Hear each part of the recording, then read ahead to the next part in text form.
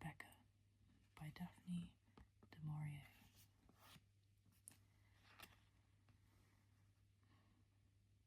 Last night I dreamt I went to Manderley again. It seemed to me I stood by the iron gate leading to the drive, and for a while I could not enter, for the way was barred to me. There was a padlock and a chain upon the gate. I called in my dream to the lodge-keeper and had no answer, and appearing closer through the rusted spokes of the gate I saw that the lodge was uninhabited. No smoke came from the chimney, and the little lattice windows gaped forlorn. Then, like all dreamers, I was possessed of a sudden with supernatural powers and passed like a spirit through the barrier before me. The drive wound away in front of me, twisting and turning as it had always done, but as I advanced I was aware that a change had come upon it. It was narrow and unkept, not the drive that we had known. At first I was puzzled and did not understand, and it was only when I bent my head to avoid the low swinging branch of a tree that I realized what had happened. Nature had come into her own again, and little by little, in her stealthy, insidious way, had encroached upon the drive with long, tenacious fingers. The woods, always a menace even in the past, had triumphed in the end. They crowded, dark and uncontrolled, to the borders of the drive. The beeches with white, naked limbs leant close to one another, their branches intermingled in a strange embrace, making a vault above my head like the archway of a church. And there were other trees as well, trees that I did not recognize, squat oaks and tortured elms that straggled cheek by jowl with the beeches and had thrust themselves out of the quiet earth, along with monster shrubs and plants, none of which I remembered. The drive was a ribbon now, a thread of its former self, with gravel surface gone and choked with grass and moss. The trees had thrown out low branches, making an impediment to progress. The gnarled roots looked like skeleton claws. Scattered here and again amongst this jungle growth I would recognize shrubs that had been landmarks in our time, things of culture and grace, hydrangeas whose blue heads had been famous. No hand had checked their progress, and they had gone native now, rearing to monster heights without bloom, black and ugly as the nameless parasites that grew beside them. On, now east, now west, wound the poor thread that once had been our drive. Sometimes I thought it lost, but it appeared again, beneath a fallen tree perhaps, or struggling on the other side of a muddy ditch created by the winter rains. I had not thought so long. Surely the miles had multiplied, even as the trees had done, and this path led but to a labyrinth, some choked wilderness and not to the house at all. I came upon it suddenly, the approach masked by the unnatural growth of vast shrub that spread in all directions, and I stood, my heart thumping in my breast, the strange prick of tears behind my eyes. There was Manderley, our Manderley, secret and silent as it had always been. The grey stone shining in the moonlight of my dream, the mullioned windows reflecting the green lawns and the terrace. Time could not wreck the perfect symmetry of those walls, nor the site itself, a jewel in the hollow of a hand. The terrace sloped to the lawns, and the lawns stretched to the sea, and turning I could see the sheet of silver placid under the moon like a lake undisturbed by wind or storm. No waves could come to ruffle this dream water, and no bulk of cloud, wind driven from the west, obscure this clarity of the pale sky. I turned again to the house, and thought I stood inviolate, untouched, as though we ourselves had left but yesterday. I saw that the garden had obeyed the jungle law, even as the woods had done. The rhododendrons stood 50 feet high, twisted and entwined with bracken, and they had entered into alien marriage with a host of nameless shrubs, poor bastard things that clung about their roots as though conscious of their spurious origin. A lilac had mated with a copper beech, and to bind them yet more closely to one another, the malevolent ivy, always an enemy to grace, had thrown her tendrils about the pair and made them prisoners. Ivy held prior place in this lost garden. The long strands crept across the lawns, and soon would encroach upon the house itself. There was another plant too, some half-breed from the woods whose seed had been scattered long ago beneath the trees and then forgotten, and now, marching in unison with the ivy, thrust its ugly form like a giant rhubarb towards the soft grass where the daffodils had blown. Nettles were everywhere, the vanguard of the army. They choked the terrace, they sprawled about the path, they leant vulgar and lanky against the very windows of the house. They made indifferent sentinels, for in many places their ranks had been broken by the rhubarb plant, and they lay with crumpled heads and listless stems, making a pathway for the rabbits. I left the drive and went on to the terrace, for the nettles were no barrier to me, a dreamer. I walked, enchanted, and nothing held me back. Moonlight can play odd tricks upon the fancy, even upon a dreamer's fancy. As I stood there, hushed and still, I could swear that the house was not an empty shell, but lived and breathed as it had lived before. Light came from the windows, the curtains blew softly in the night air, and there, in the library, the door would stand half open as we had left it, with my handkerchief on the table beside the bowl of autumn roses. The room would bear witness to our presence, the little heap of library books marked ready to return, and the discarded copy of the Times. Ashtrays with the stub of a cigarette, cushions with the imprint of our heads upon them, lolling in the chairs, the charred embers of our log fires still smouldering against the morning, and Jasper. Dear Jasper, with his soulful eyes and great sagging jowl, would be stretched upon the floor, his tail a thump when he heard his master's footsteps.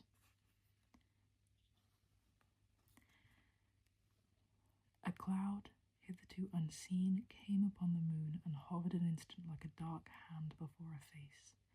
The illusion went with it, and the lights in the house were extinguished.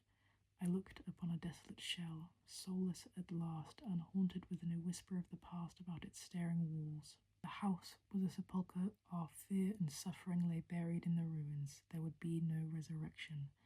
When I thought of Manderley in my waking hours, I would not be bitter. I should think of it as I might have been, could I have lived there without fear.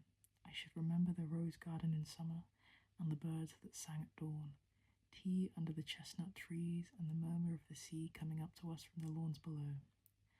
I would think of the blown lilac and the happy valley. These things were permanent, they could not be dissolved. They were memories that cannot hurt. All this I resolved in a dream, while the clouds lay across the face of the moon, for like most sleepers I knew that I had dreamed. In reality, I lay many hundreds of miles away in an alien land and would wake, before many seconds had passed, in the bare little hotel bedroom, comforting in its very lack of atmosphere. I would sigh a moment, stretch myself and turn, and opening my eyes be bewildered at that glittering sun, that hard, clean sky so different from the soft moonlight of my dream. The day would lie before us, long no doubt and uneventful, but fraught with a certain stillness, a dear tranquillity we had not known before. We would not talk of Manderley. I would not tell my dream, for Manderley was ours no longer. Manderley no more. We can never go back again, that much is certain. The past is still too close to us. The things we have tried to forget and put behind us would stir again, and that sense of fear, of furtive unrest, struggling at length a blind, unreasoning panic, now mercifully stilled, thank God, might in some manner unforeseen become a living companion, as it had been before. He is wonderfully patient and never complains, not even when he remembers, which happens, I think, rather more often than he would have me know.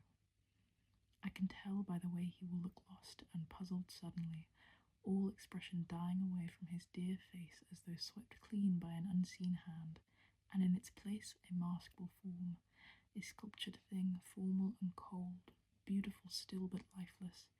He will fall to smoking cigarette after cigarette, not bothering to extinguish them, and the glowing stubs will lie around on the ground like petals. He will talk quietly and eagerly about nothing at all, snatching at any subject as a panacea to pain. I believe there is a theory that men and women emerge finer and stronger after suffering, and that to advance in this or any world we must endure ordeal by fire. This we have done in full measure, ironic though it seems. We have both known fear and loneliness and very great distress. I suppose, sooner or later in life of everyone, comes a moment of trial. We, all of us, have our particular devil who rides us and torments us, and we must give battle in the end. We have conquered ours, or so we believe. The devil does not ride us anymore. We have come through our crisis, not unscathed of course. His premonition of disaster was correct from the beginning, and like a ranting actress in an indifferent play, I might say that we have paid for freedom, but I have had enough melodrama in this life, and would willingly give my 5 senses if they could ensure us our present peace and security. Happiness is not a possession to be prized. It is a quality of thought, a state of mind. Of course, we have our moments of depression, but there are other moments too, when time, unmeasured by the clock, runs on into eternity, and, catching his smile, I know we are together. We march in unison. No clash of thought or of opinion makes a barrier between us. We have no secrets now from one another. All things are shared. Granted that our little hotel is dull, and the food indifferent, and that day after day dawns very much the same, yet we would not have it otherwise. We should meet too many of the people he knows in any of the big hotels. We both appreciate simplicity, and we are sometimes bored. Well, boredom is a pleasing antidote to fear. We live very much by routine, and I have developed a genius for reading aloud. The only time I have known him such impatience is when the postman lags, for it means we must wait another day before the arrival of our English mail. We have tried wireless, but the noise is such an irritant, and we prefer to store up our excitement. The result of a cricket match played many days ago means much to us. Oh, the test matches that have saved us from ennui. The boxing bouts, even the billiard scores, finals of schoolboy sports, dog racing, strange little competitions in the remoter countries, all these are grist to our hungry mill. Sometimes old copies of The Field come my way, and I am transported from this indifferent island to the realities of an English spring. I read of chalk streams, of the mayfly, of sorrel growing in green meadows, of rooks circling above the woods as they used to at Manderley. The smell of wet earth comes to me from those thumbed and tattered pages, the sour tang of moorland peat, the feel of soggy moss spattered white in places by a heron's droppings. Once there was an article on wood pigeons, and as I read it aloud, it seemed to me that once again I was in the deep woods at Manderley, with pigeons fluttering above my head. I heard their soft, complacent call, so comfortable and cool on a hot summer's afternoon, and there would be no disturbing of their peace until Jasper came loping through the undergrowth to find me, his damp muzzle questing the ground. Like old ladies caught at their ablutions, the pigeons would flutter from their hiding place, shocked into silly agitation, and, making a monstrous to-do with their wings, streak away from us above the treetops, and so out of sight and sound. When they were gone, a new silence would come upon the place, and I, uneasy for no known reason, would realize that the sun no longer wove a pattern on the rustling leaves, that the branches had grown darker, the shadows longer, and back at the house there would be fresh raspberries for tea. I would rise from my bed of bracken then, shaking the feathery dust of last year's leaves from my skirt and whistling to Jasper, set off towards the house, despising myself even as I walked for my hurrying feet, my one swift glance behind. How strange that an article on wood pigeons could so recall the past and make me falter as I read aloud. It was the grey look on his face that made me stop abruptly and turn the pages until I found a paragraph on cricket, very practical and dull, Middlesex batting on a dry wicket at the Oval and piling up interminable dreary runs. How I blessed those solid flannelled figures, for in a few minutes his face had settled back into repose. The colour had returned, and he was deriding the Surrey bowling in healthy irritation. We were saved a retreat into the past, and I had learnt my lesson. Read English news, yes, and English sport, politics, and pomposity, but in future keep the things that hurt to myself alone. They can be my secret indulgence. colour and scent and sound, rain and the lapping of water, even the mists of autumn and the smell of the flood tide. These are memories of Manderley that will not be denied. Some people have a vice of reading Bradshaws. They plan innumerable journeys across country for the fun of linking up impossible connections. My hobby is less tedious, if as strange. I am a mine of information on the English countryside. I know the name of every owner of every British moor, and yes, their tenants too. I know how many grouse are killed, how many partridge, how many head of deer. I know where trout are rising and where the salmon leap. I attend all meets, I follow every run. Even the names of those who walk hound puppies are familiar to me.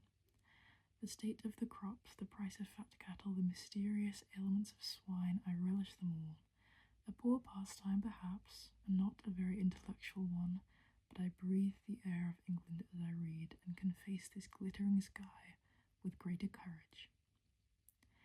The scrubby vineyards and the crumbling stones become things of no account, for if I wish I can give rein to my imagination and pick foxgloves and pale campions from a wet streaking hedge. Poor whims of fancy, tender and unharsh, they are the enemy to bitterness and regret and sweeten this exile we have brought upon ourselves. Because of them, I can enjoy my afternoon and return, smiling and refreshed, to face the little ritual of our tea. The order never varies. 2 slices of bread and butter each, and China tea. What a hide-bound couple we must seem, clinging to custom because we did so in England. Here, on this clean balcony, white and impersonal with centuries of sun, I think of 4:30 at Manderley, and the table drawn before the library fire. The door flung open, punctual to the minute, and the performance, never varying, of the laying of the tea, the silver tray, the kettle, the snowy cloth, while Jasper, his spaniel ears a-droop, feigns indifference to the arrival of the cakes. That feast was laid before us always, and yet we ate so little. Those dripping crumpets, I can see them now, tiny crisp wedges of toast and piping hot floury scones, sandwiches of unknown nature, mysteriously flavoured and quite delectable, and that very special gingerbread, angel cake that melted in the mouth, and his rather stodgier companion bursting with peel and raisins.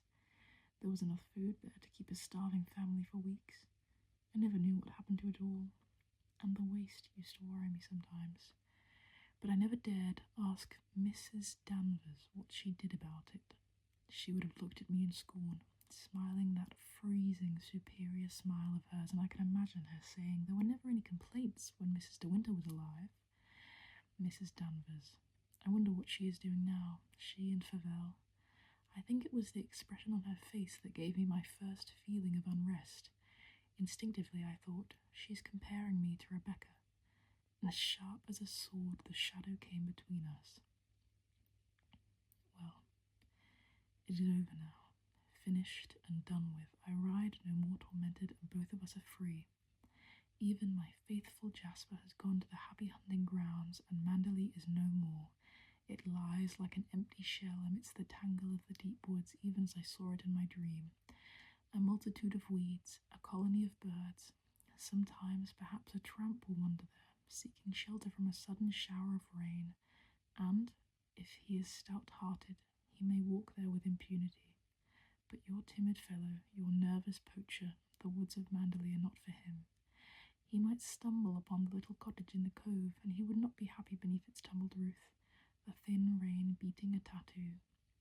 There might linger there still a certain atmosphere of stress. That corner in the drive, too, where the trees encroach upon the gravel, is not a place in which to pause, not after the sun has set. When the leaves rustle, they sound very much like the stealthy movement of a woman in evening dress, and when they shiver suddenly and fall and scatter away along the ground, they might be the patter-patter of a woman's hurrying footsteps, and the mark in the gravel the imprint of a high-heeled satin shoe. It is when I remember these things that I return with relief to the prospect of our balcony. No shadows steal upon this hard glare. The stony vineyards shimmer in the sun, and the bougainvillea is white with dust. I may one day look upon it with affection. At the moment, it inspires me, if not with love, at least with confidence. And confidence is a quality I prize, although it has come to me a little late in the day. I suppose it is his dependence upon me that has made me bold at last. At any rate, I have lost my diffidence, my timidity, my shyness with strangers. I am very different from that self who drove to Mandalay for the first time, hopeful and eager, handicapped by a rather desperate gaucherie and filled with an intense desire to please. It was my lack of pose, of course, that made me such a bad impression on people like Mrs. Danvers. What must I have seemed like after Rebecca?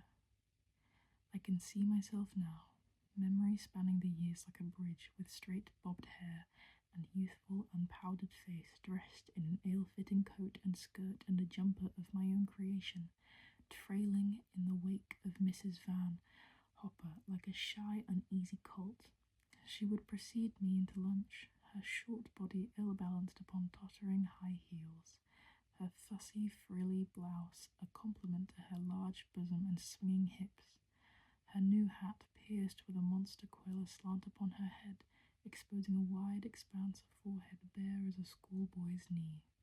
One hand carried a gigantic bag, the kind that holds passports, engagement diaries, and bridge scores, while the other hand toyed with that inevitable lorgnette, the enemy to other people's privacy.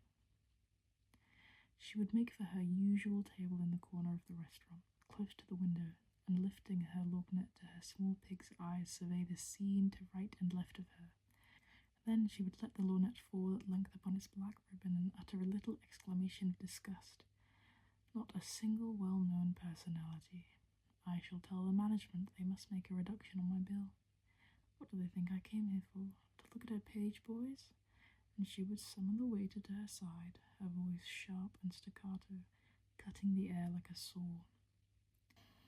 How different, the little restaurant where we are today, to that vast dining room, ornate and ostentatious, the Hotel Côte d'Azur at Monte Carlo, and how different my present companion, his steady, well-shaped hands peeling a mandarin in quiet, methodical fashion, looking up now and again from his task to smile at me, compared to Mrs. Van Hopper, her fat, bejeweled fingers questing a plate heaped high with ravioli, her eyes darting suspiciously from her plate to mine for fear I should have made the better choice. She need not have disturbed herself, for the waiter, with the uncanny swiftness of his kind, had long sensed my position as inferior and subservient to hers, and had placed before me a plate of ham and tongue that somebody had sent back to the cold buffet half an hour before as badly carved.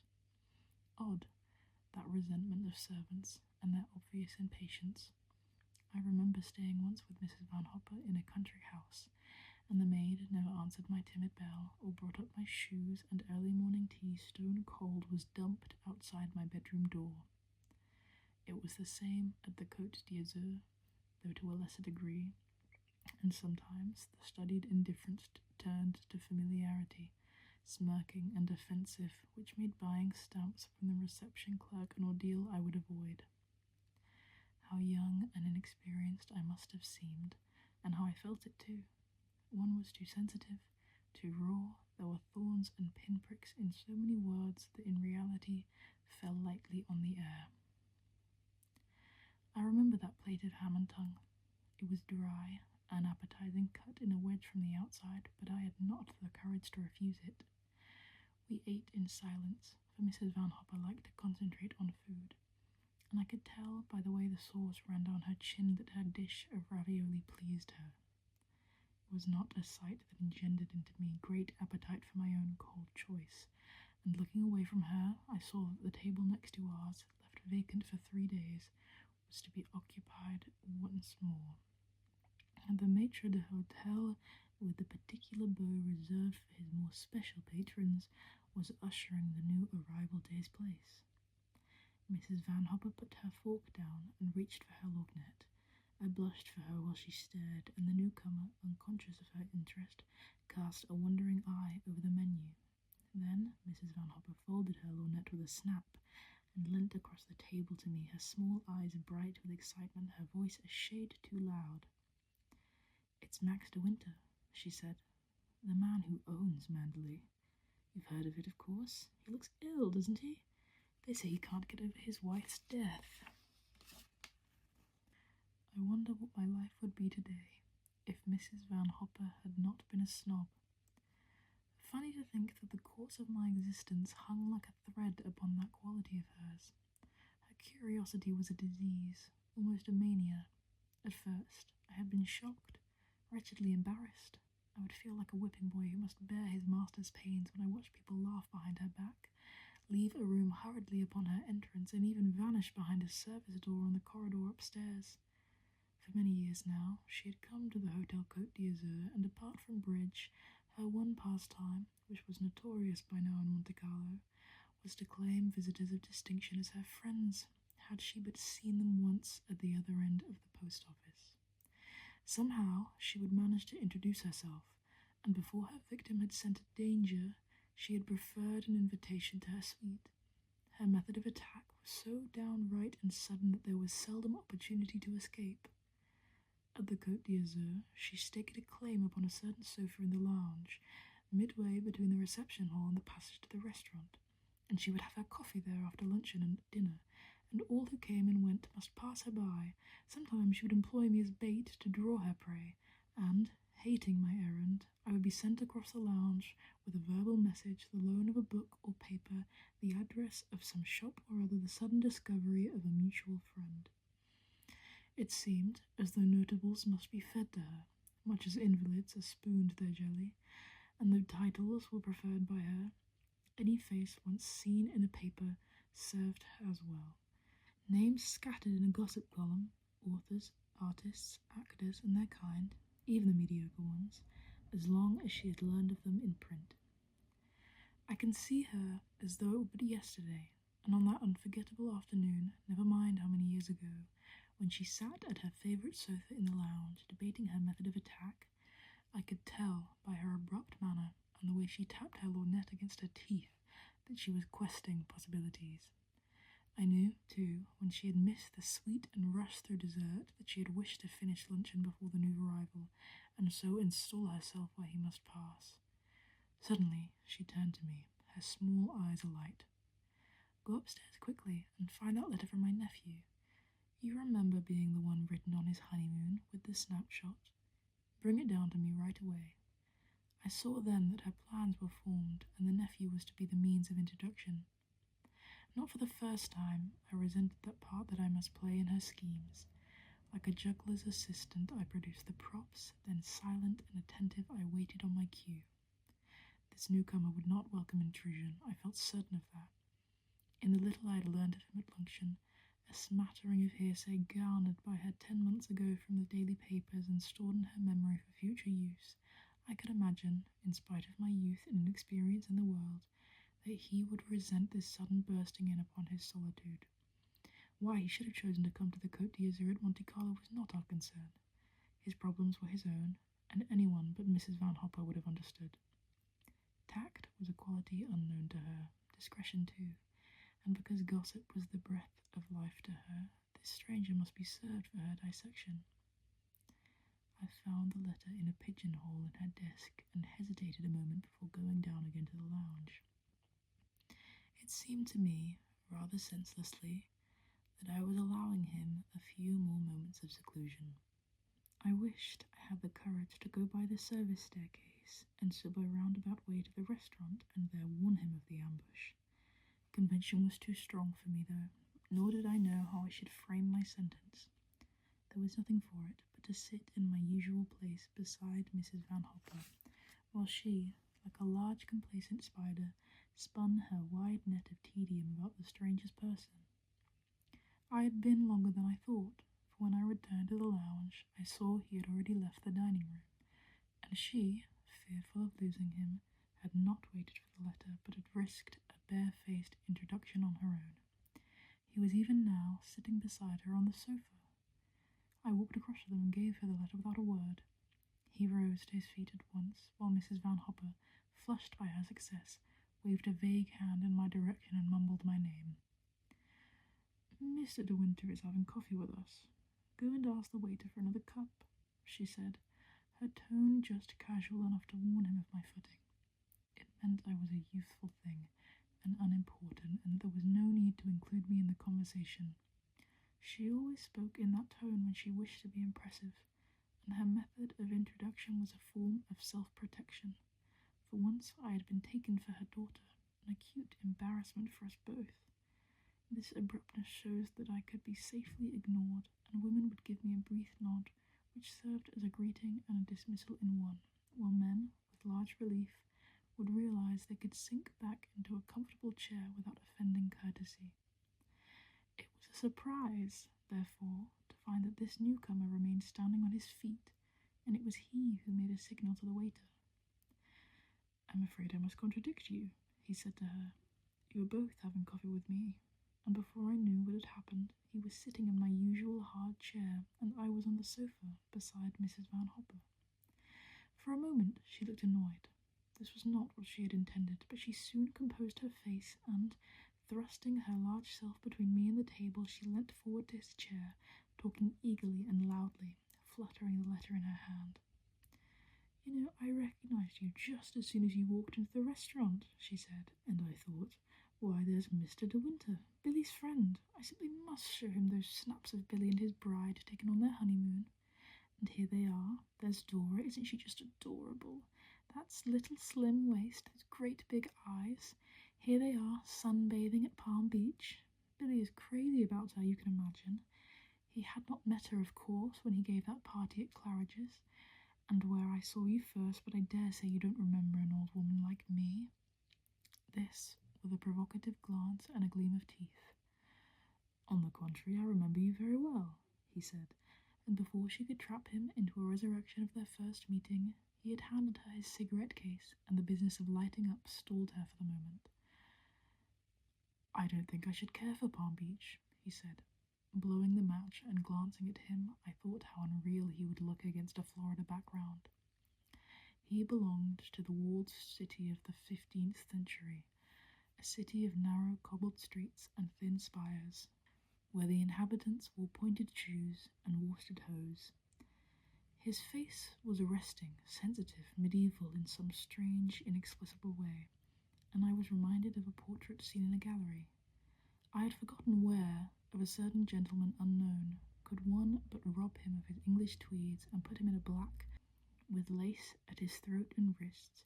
He would stare down at us in our new world from a long distant past, a past where men walked cloaked at night and stood in the shadow of old doorways, a past of narrow stairways and dim dungeons, a past of whispers in the dark, of shimmering rapier blades, of silent, exquisite courtesy.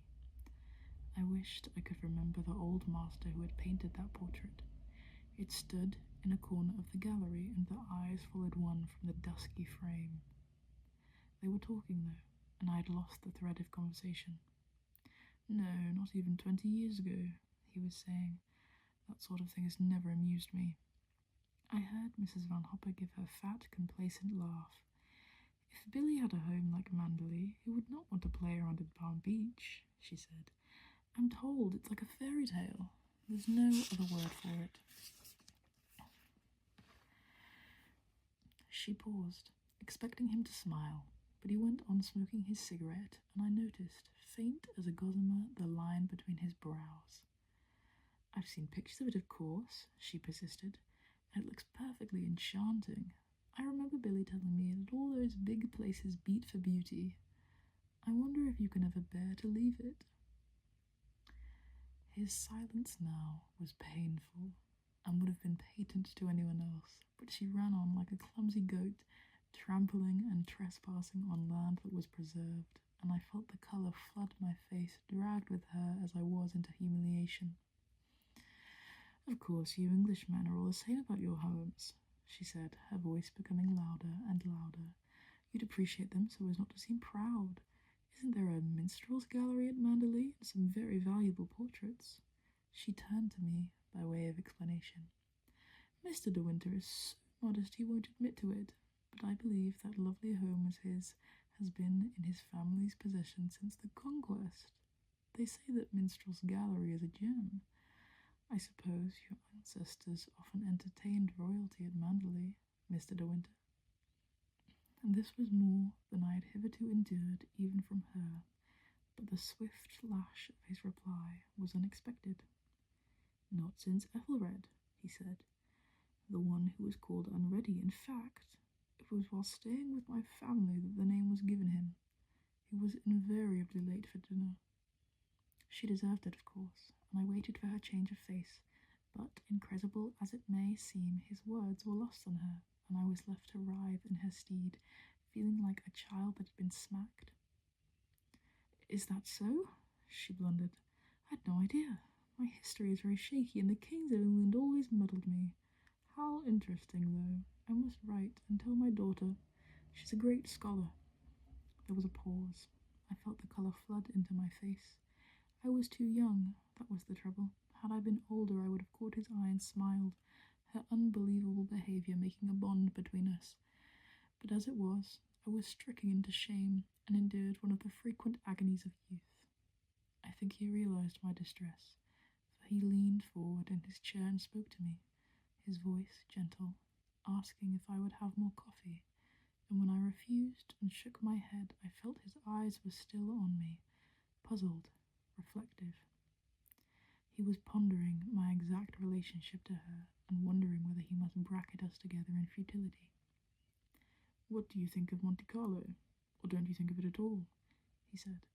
This, including me in the conversation, found me at my worst.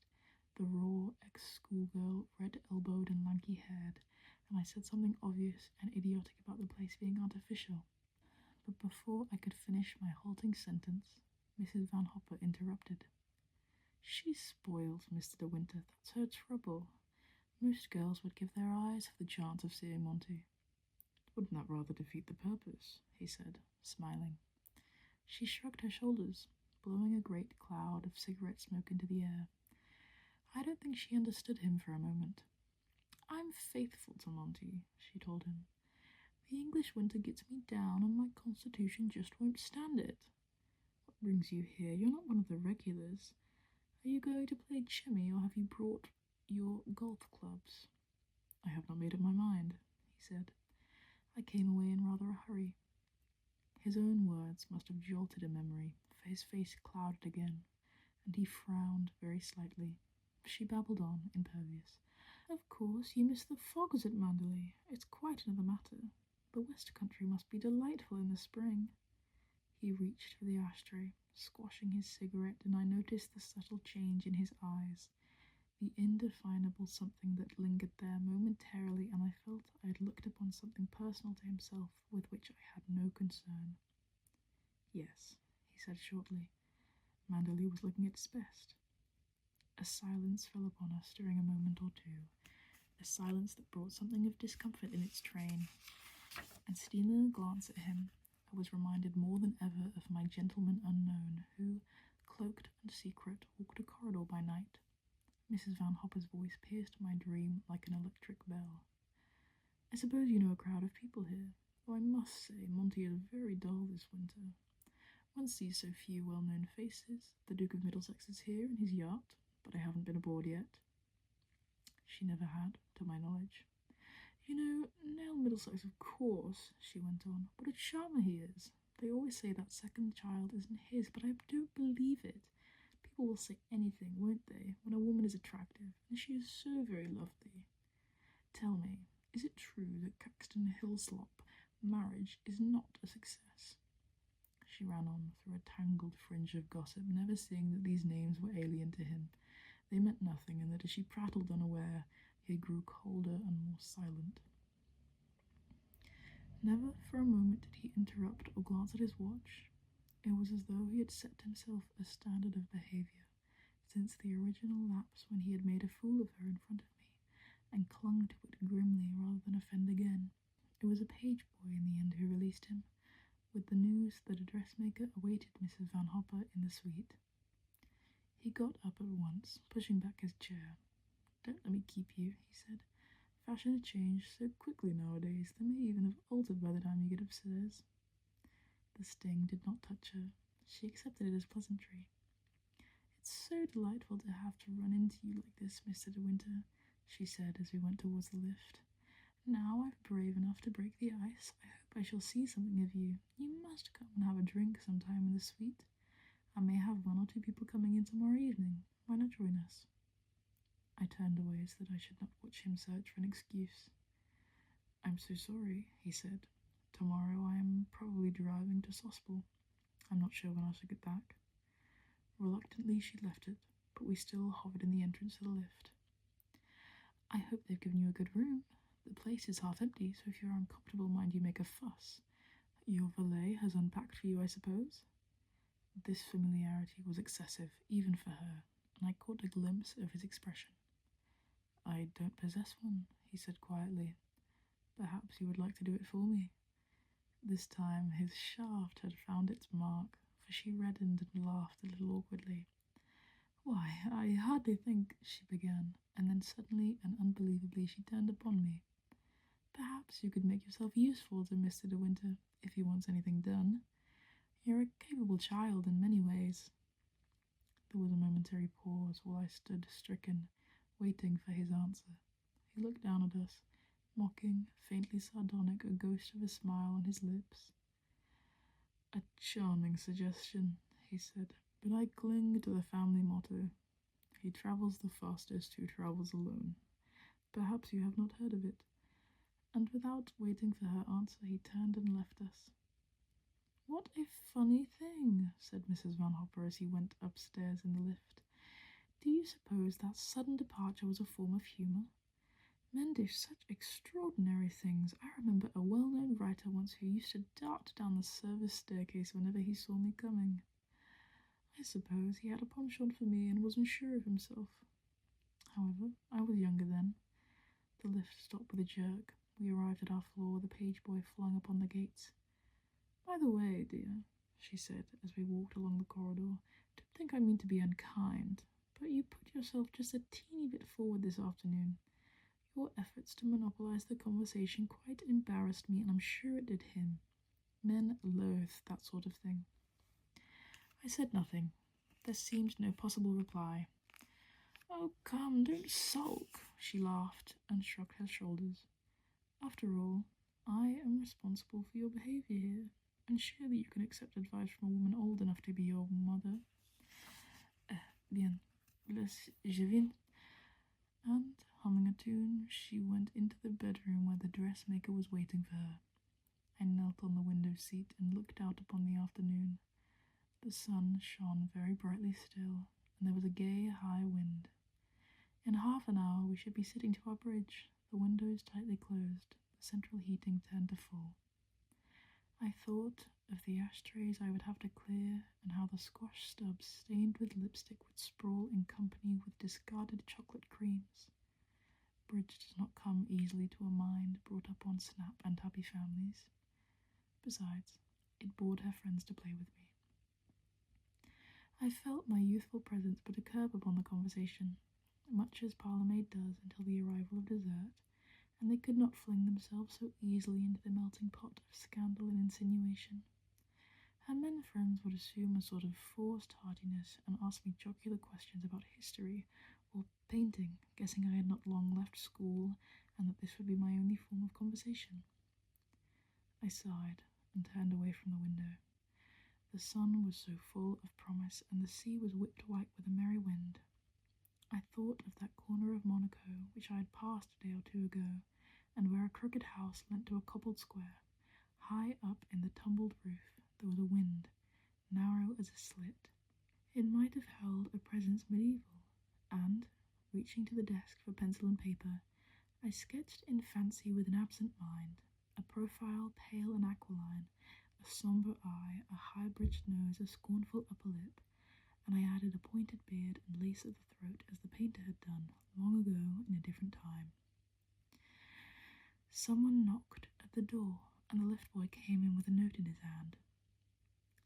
Madame is in the bedroom, I told him, but he shook his head and said it was for me.